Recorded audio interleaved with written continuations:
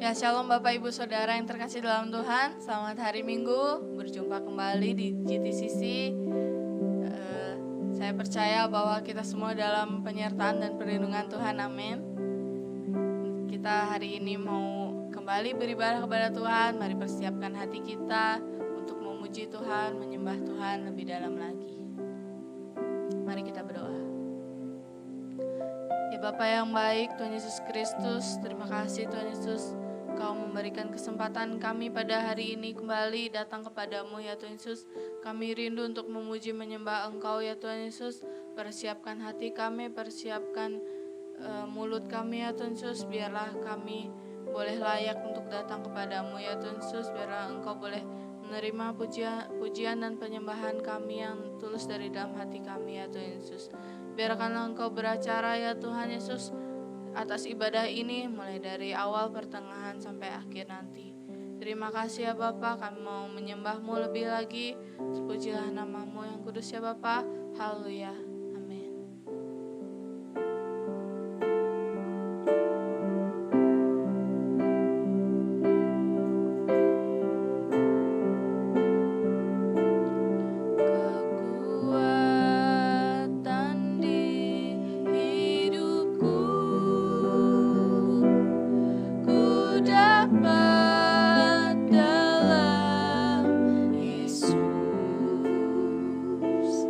Dia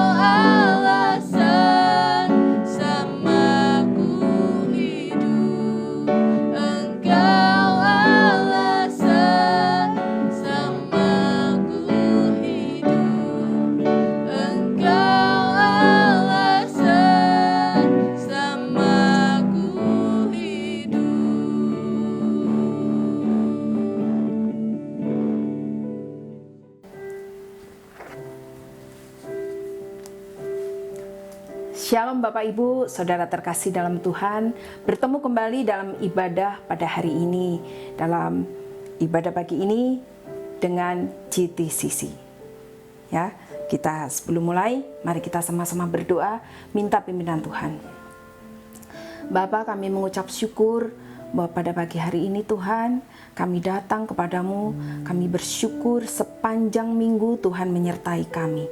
Di tengah pandemi COVID-19 ini Tuhan, Engkau tidak pernah meninggalkan kami.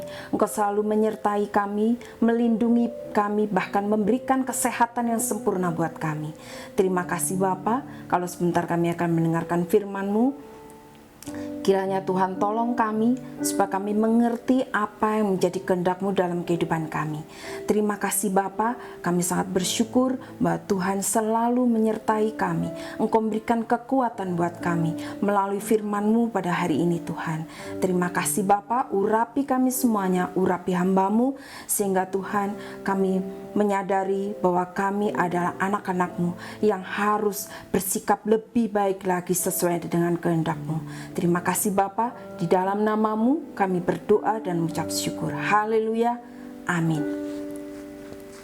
Puji Tuhan Bapak Ibu, saya percaya bahwa Bapak Ibu di rumah, saudara terkasih sekalian berada di rumah dalam keadaan yang sehat, dalam keadaan yang baik, dan pertolongan Tuhan, penyertaan Tuhan itu sempurna dalam hidup saudara dan juga saya dan kita semuanya.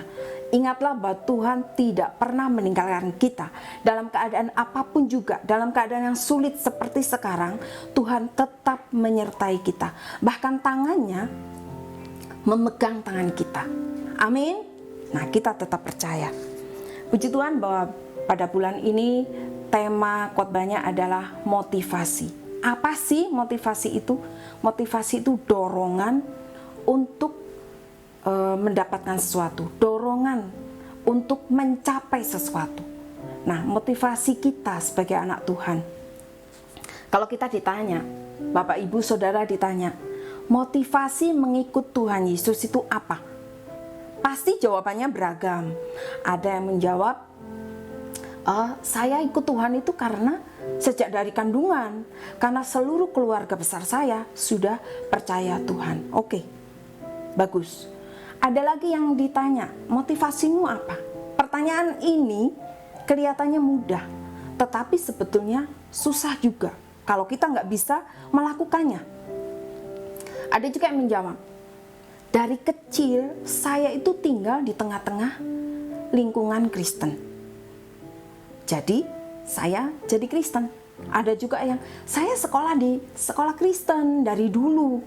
Jadi saya masuk Kristen. Mengikut Tuhan. Nah, ini jawaban yang beragam.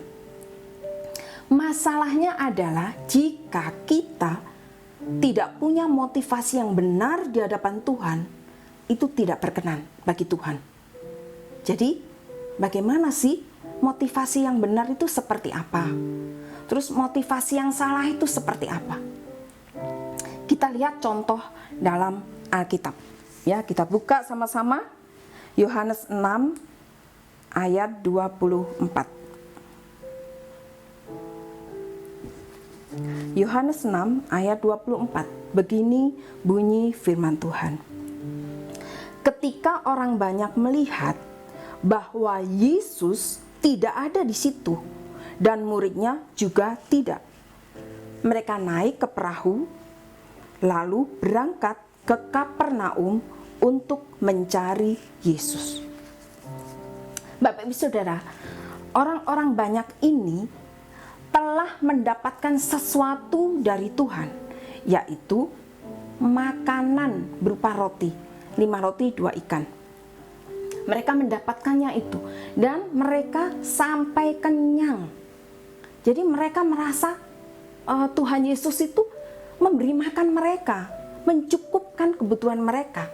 Sehingga ketika Tuhan Yesus tidak ada di situ, di tempatnya Tuhan berkhotbah dan memberi makan, mereka datang lagi ke situ. Tapi ternyata Tuhan Yesus nggak ada di situ. Dan mereka mendengar Tuhan Yesus sudah berangkat ke Kapernaum. Karena mereka melihat perahu berangkat itu hanya muridnya. Sedangkan Tuhan Yesus masih ada di situ, masih tinggal. Karena Tuhan Yesus tuh nyusul dan tidak pakai perahu. Dengan kuasanya Tuhan berjalan di atas air. Jadi Tuhan Yesus nyusul. Nah, mereka mengira Tuhan Yesus masih di situ, hanya muridnya yang berangkat. Ternyata tidak. Nah, kemudian ketika mereka menyusul Tuhan Yesus beserta rombongannya, mereka nyampe bertemu dengan Tuhan Yesus. Kita lihat, Tuhan Yesus menegur mereka. Bukannya Tuhan Yesus senang, orang banyak tuh berbondong-bondong nyusul. Tuhan Yesus nggak senang ternyata. Kita lihat apa jawaban Tuhan. Kita nyambung ayat 26, masih pasal 6. Ya, ayat 26. Yesus menjawab mereka, "Aku berkata kepadamu, sesungguhnya kamu mencari aku bukan karena kamu telah melihat tanda-tanda, tanda mujizat maksudnya ya, melainkan karena kamu telah makan roti itu dan kamu kenyang." Nah, perhatikan kata-kata Tuhan. Apakah Tuhan Yesus, wah senang ternyata aku dicari? Tidak sama sekali. Tuhan Yesus menegur mereka. Kemudian apa kata Tuhan? Bekerjalah, bukan untuk makanan yang akan dapat binasa, melainkan untuk makanan yang bertahan sampai kepada hidup yang kekal, yang akan diberikan anak manusia, Tuhan Yesus sendiri ya, kepadamu. Sebab dialah yang disahkan oleh Bapa Allah dengan meterainya. Ini teguran Tuhan yang keras. Tuhan Yesus menegur orang banyak itu. Bukan Tuhan Yesus senang diikuti mereka, tidak. Tapi Tuhan Yesus menegur mereka. Tuhan tahu motivasi mereka. Nah, ini contoh motivasi yang salah. Tuhan bilang, kamu mencari aku itu karena kamu sudah kenyang, karena kamu sudah aku beri makan, makanya kamu berbondong-bondong cari aku. Ada lagi motivasi yang lain dari orang banyak ini tentunya. Mereka hanya pengen sembuh, ngajak teman yang lain. Ayo datang cari Yesus supaya kamu sembuh. Mereka nggak mengenal Tuhan Yesus. Mereka tidak mengerti siapa sih Tuhan Yesus yang sebenarnya. Nggak ngerti mereka. Tapi mereka pengen sembuh. Ada lagi yang, ayo cari Yesus. Supaya temanmu yang buta atau temanmu yang mengalami masalah besar dibereskan sama Tuhan. Nah, itulah motivasi mereka. Jadi mereka mencari Tuhan Yesus bukan karena kepingin mendengar kata-kata Tuhan Yesus, kepingin mendengar sabda Tuhan Yesus, bukan. Mereka punya motivasi yang salah, yaitu banyak beragam. Sehingga Tuhan Yesus menegur mereka. Kamu nyari aku, kalau bahasa sehari-hari gini, kamu nyari aku itu bukan karena kamu kepingin dekat sama aku loh, tapi karena aku bisa memberi kamu. Aku bisa menyembuhkan kamu. Aku bisa membangkitkan anakmu atau orang tuamu atau siapapun yang kau bawa kepadaku. Bahkan aku bisa mengusir setan. Tapi mereka tidak mau mengenal Tuhan Yesus lebih dalam. Itulah yang membuat Tuhan Yesus tidak suka, tidak berkenan. Nah, itu contoh yang pertama. Contoh yang kedua, yaitu ahli Taurat. Kita lihat Matius 8. Matius 8 ayat 19.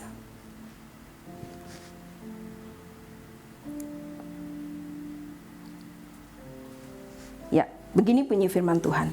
Lalu datanglah seorang ahli Taurat dan berkata kepadanya, kepada Tuhan Yesus, "Guru, aku akan mengikut engkau kemana saja engkau pergi." Itu ahli Taurat yang mendatangi Tuhan Yesus. Ya, kita tahu ahli Taurat itu adalah orang yang belajar tentang kitab Taurat. Setiap hari dia di bait Allah dengan pakaian yang berbeda dari orang biasanya. Dia mempelajari Taurat dan dia bergaul dengan ahli Taurat orang Farisi yang lain yang segolongan dengan dia. Ahli Taurat ini boleh dibilang eksklusif ya, karena dia tidak benar bergaul dengan orang biasa, apalagi yang namanya pemungut cukai, dianggapnya orang berdosa. Lalu dia juga tidak mau dekat-dekat orang yang sakit, termasuk orang yang sakit kusta. Jadi dia tidak mau. Dia anggap orang yang sakit kusta itu najis, jangan deket-deket. Nah, itulah makanya saya bilang ahli Taurat itu orang yang eksklusif. Ketika Tuhan Yesus melihat ahli Taurat ini serius loh ahli Taurat ini, nggak main-main, serius. Dia bilang, "Guru, Aku akan mengikut engkau kemana saja engkau pergi. Tuhan tahu, Tuhan Yesus tahu, dia itu serius. Tetapi ada sesuatu yang membuat Tuhan Yesus tidak berkenan. Apa? Motivasi. Motivasi ahli Taurat ini, dia ingin dilihat orang. Nih aku dekat sama guru. Nih aku dekat sama seorang yang bisa menyembuhkan, bisa melakukan mujizat apapun juga. Nih aku nih. Nah itu ahli Taurat. Nah itulah yang Tuhan tidak berkenan. Tuhan Yesus tidak mau. Kalau mengikut Tuhan Yesus harus tinggalkan semua kesombongan, keangkuhan, dan keeksklusifannya. Karena Tuhan Yesus akan melayani orang-orang yang di bawah, orang-orang yang kerasukan setan, yang sekarang mungkin seperti orang gila. Nah orang ahli Taurat nggak mau seperti itu, dan Tuhan tahu. Makanya Tuhan bilang ayat 20, Yesus berkata kepadanya, ahli Taurat, ya, serigala mempunyai liang dan burung mempunyai sarang, tetapi anak manusia, Tuhan Yesus sendiri, tidak mempunyai tempat untuk meletakkan kepalanya. Apa artinya? Tuhan Yesus menegur ahli Taurat. Kalau kamu ikut aku, ikut Tuhan Yesus, kamu harus siap. Siap apa? Siap tinggalkan semua. Harus ikut memikul salib. Harus ikut menderita, dihina, mungkin nggak disukai oleh orang lain. Karena Tuhan Yesus waktu itu juga tidak disukai oleh ahli Taurat. Nah kalau kamu ikut aku, kamu akan ikuti seperti apa yang aku buat, seperti apa yang aku terima. Mungkin itu kata Tuhan Yesus. Nah Bapak Ibu Saudara, kita lihat ternyata motivasi kita mengikut Tuhan Yesus, Tuhan tahu persis. Kita tidak bisa membohongi orang lain. Mungkin bisa kita bohongi dengan kata-kata aku mau ikut Tuhan. Ternyata di balik itu ada motivasi yang salah, bisnis, ibadah, tapi pikirannya bisnis. Aku nanti ketemu ini, aku pengen menjual produk saya yang baru. Aku pengen ketemu orang itu, dia pasti membeli semuanya. Dari pikiran itu, ketika beribadah, gak akan nyampe, gak akan fokus. Harusnya kan fokus ibadah, memuji Tuhan, menyembah Tuhan, mendengarkan firman Tuhan. Kenyataannya apa? Kenyataannya buka WA. Siapa yang pesan ya? Nanti mau kemana ya setelah ini? Dagangan saya laku apa enggak? Atau ketemu bukan cari Yesus. Ibadah itu anak-anak muda nih. Ibadah itu mencari Tuhan Yesus, bukan atau mencari Tuhan, bukan. Mungkin orang lain tidak tahu. Wah, rajin ke gerejanya, pelayanannya oke, tetapi ternyata motivasi di dalam hatinya itu yang membuat Tuhan tidak suka. Kenapa? Karena fokusnya bukan Tuhan, fokusnya adalah diri sendiri, kepentingannya sendiri. Itu hati-hati. Kita sebagai umat Tuhan, anak Tuhan, kita harus tahu motivasi kita itu yang benar. Harus. Kenapa? Karena Tuhan Yesus inginkan kita mempunyai motivasi yang benar mencari Tuhan. Nah, kita lihat Tuhan bisa melihat hati kita yang paling dalam. Yuk kita lihat dulu 1 Samuel 16.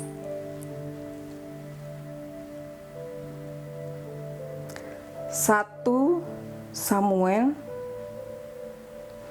16 ayat ke-7 bagian B. Kita lihat sama-sama ya. 1 Samuel 16 ayat 7 bagian B. Demikian firman Tuhan. Bukan yang dilihat manusia, yang dilihat Allah. Manusia melihat apa yang di depan mata. Apa yang kelihatan maksudnya? Tetapi Tuhan melihat hati. Jelas ya. Jadi Tuhan melihat hati kita.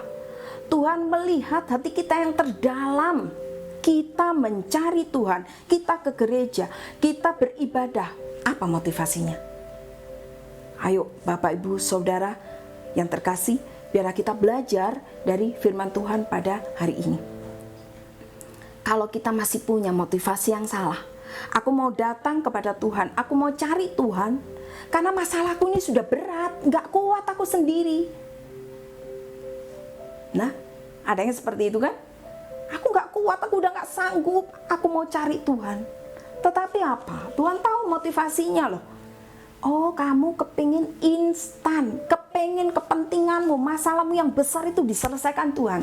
Setelah itu, longgar lagi, los lagi.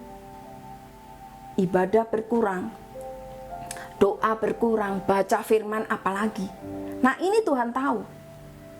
Ada lagi yang diajak temannya, ayo nanti kamu bisa jadi kaya, karena kamu sekarang udah bangkrut kan, nanti kamu kaya. Salah. Itu motivasi yang tidak benar di hadapan Tuhan. Mari Bapak Ibu Saudara, kita kembali kepada motivasi yang Tuhan inginkan. Motivasi yang benar, apa itu? Kita lihat ya. Mencari Tuhan. Matius 6 ayat 33. Begini bunyi firman Tuhan. Carilah dahulu kerajaan Allah dan kebenarannya, maka semuanya itu akan ditambahkan kepadamu. Jelas loh ini Matius 6 ayat 33. Cari dahulu kerajaan Allah. Artinya apa? Carilah Tuhan dulu. Cari Dia selama Dia berkenan. Cari. Untuk apa?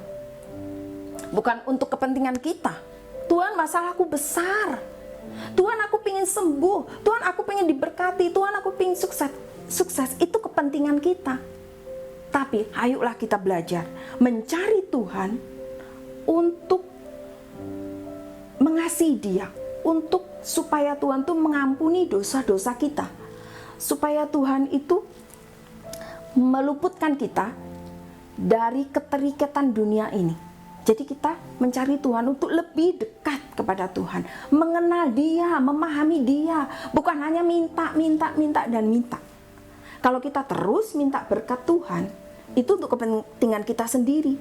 Tetapi kalau kita mencari Tuhan, minta ampun, mengasihi Dia. Kalau kita mengasihi Dia, mengasihi Tuhan berarti kita mentaati, harus taat kepada Tuhan Yesus. Melakukan perintahnya, itu mengasihi Dia. Yang kedua, motivasi yang benar, utamakan Tuhan. Dalam kehidupan kita, utamakan Tuhan. Yang terutama itu adalah Tuhan. Kita belakangan.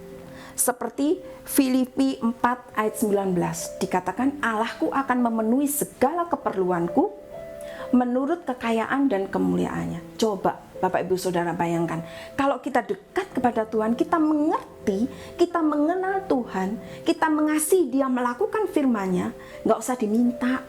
Apapun yang menjadi permasalahan kita, apapun yang menjadi kebutuhan kita, coba lihat Filipi 4 ayat 19. Tuhan itu akan mencukupkan. Jadi nggak usah khawatir. Itu yang keberapa. Kepentingan kita itu nanti dulu. Yang penting sekarang fokus kepada Tuhan. Aku mau mencari Tuhan. Aku mau dekat kepada Tuhan. Aku mau seperti Ayub. Itulah yang Tuhan inginkan. Jadi Bapak Ibu Saudara, mari kita kembali kepada motivasi yang benar. Jangan lagi memiliki motivasi yang tidak benar, karena itu akan mendukakan Roh Kudus. Itu akan menyakiti hati Tuhan, dan kita pasti akan ditegur oleh Tuhan, seperti orang banyak yang mencari Tuhan Yesus. Amin. Puji Tuhan, biar firman Tuhan ini menjadi berkat buat kita semua. Kita belajar untuk memiliki motivasi yang benar di hadapan Tuhan. Amin. Baik, mari Bapak Ibu, mulai sekarang kita belajar untuk memiliki motivasi yang benar di hadapan Tuhan, agar kita berkenan di hadapan Tuhan. Mari kita berdoa. Tuhan Yesus yang baik, kami mengucap syukur untuk firman-Mu pada hari ini yang memberikan kekuatan dan pengajaran buat kami, sehingga kami benar-benar fokus akan Engkau. Yang terutama dalam kehidupan kami adalah Engkau sendiri. Ajari kami untuk fokus, ajari kami untuk memiliki motivasi yang benar di hadapan-Mu, sehingga kami layak menghampiri tahta-Mu. Terima kasih Bapa, Engkau memberkati seluruh umat-Mu yang saat ini mendengarkan firman Tuhan.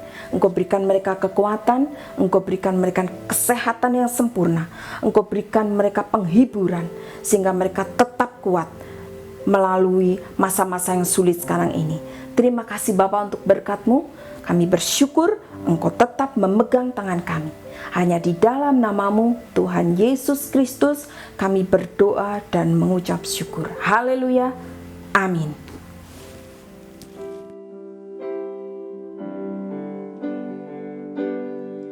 Segala puji syukur bagimu, ku tinggikan nama-Mu selalu. Kemuliaan hanya bagimu, terpujilah nama-Mu. Segala puji syukur bagimu, ku tinggikan nama-Mu selalu. Kemuliaan hanya bagimu, terpujilah Namamu, terpujilah namamu, terpujilah namamu. Mari Bapak Ibu, kita bangkit berdiri, kita akan menerima berkat daripada Tuhan. Bapak, terima kasih, kami syukur pada hari ini ya Tuhan, kami sudah menikmati hadirat-Mu, kami boleh menikmati kuasa-Mu, dan kami boleh menikmati firman-Mu. Pada saat ini ya Tuhan, kami boleh mengangkat tangan kami akan menerima berkat daripada Engkau. Diberkatilah keluarga-Mu, diberkati anak-anak-Mu, diberkati cucu-Mu, diberkati usaha-Mu, diberkati studi-Mu, diberkati orang tua-Mu, diberkati mertua-Mu. Di dalam nama Bapa, Putra, dan Roh Kudus, di dalam nama Tuhan Yesus Kristus, yang percaya sama-sama kita katakan, amin. Tuhan Yesus memberkati.